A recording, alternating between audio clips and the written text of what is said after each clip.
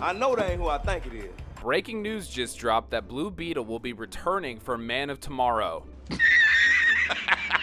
You serious? Now, this isn't totally out of left field. James Gunn announced in 2023 when he became studio head that Blue Beetle was the first movie in his DCU, but the man has lied so much I suspected it was simply some more BS. But I guess it's time to distract from the fact that Supergirl was a failure because, hey guys, you like Blue Beetle, right? The movie that bombed hard before I even got here? Can you just please be excited for my next movie and my failing universe, please? Oh, brother, this guy stinks! As if the DCU continuity wasn't already a cluster duck, how is this supposed to make any sense going forward? I don't know. You have no Batman, Wonder Woman, or Flash in this universe because you wanted to cut off the Snyderverse, and yet Blue Beetle made the cut for your D-list Justice League? Not a great plan.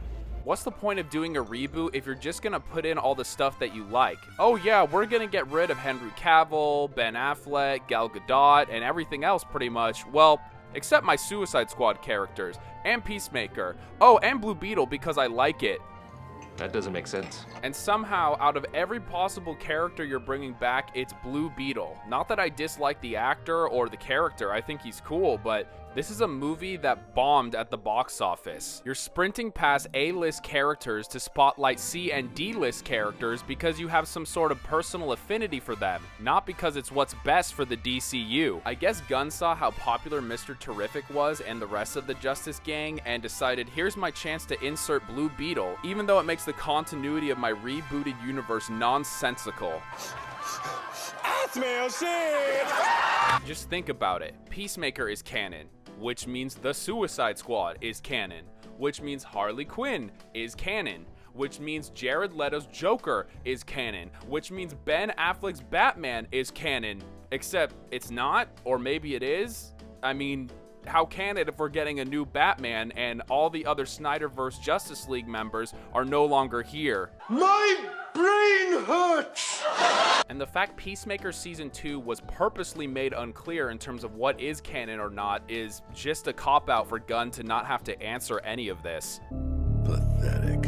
And from a marketing standpoint, this doesn't make any sense. You're trying to build anticipation for the most important movie in your cinematic universe, Man of Tomorrow, which your entire career at DC Studios is riding on. So why is the headline, oh, Blue Beetle's here? No Batman, no Wonder Woman, no Flash, hell, not even Martian Manhunter or Cyborg. It's a bold strategy, Cotton. Let's see if it pays off for him. Until you think about it and you realize that's all Gunn knows how to do. He doesn't really have a lot of experience with traditional heroism. Not to say the Guardians or the Suicide Squad didn't do heroic things, but they're not paragons of virtue like Batman, Superman, Wonder Woman, Spider-Man, Iron Man, etc. He's only comfortable writing misfits, anti-heroes, and weirdos because that's his wheelhouse and that's all he knows how to do. He has the opportunity to make movies with some of the most iconic heroes on the planet, and yet he's obsessed with all of these side characters that nobody really cares about. And when he did focus on Superman, the cornerstone of his universe, he depowered him and made him the butt of every joke possible since he has no idea how to portray the godlike stoicism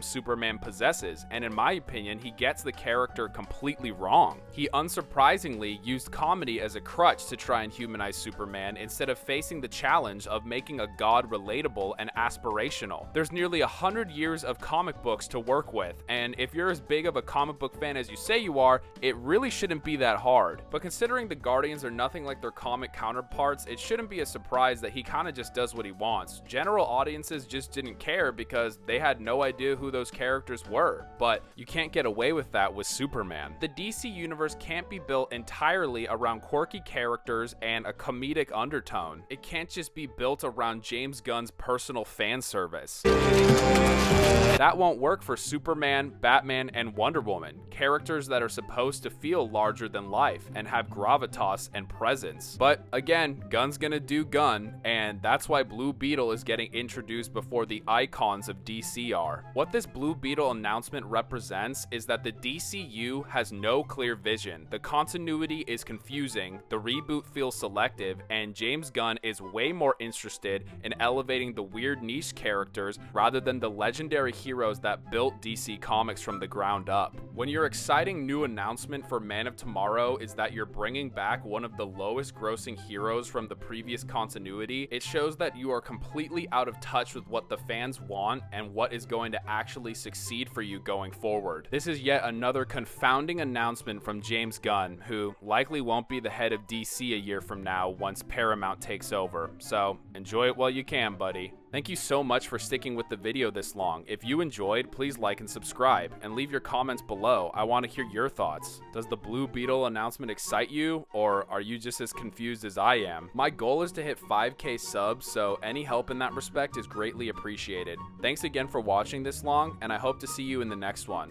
Until then, may the Force be with you, always.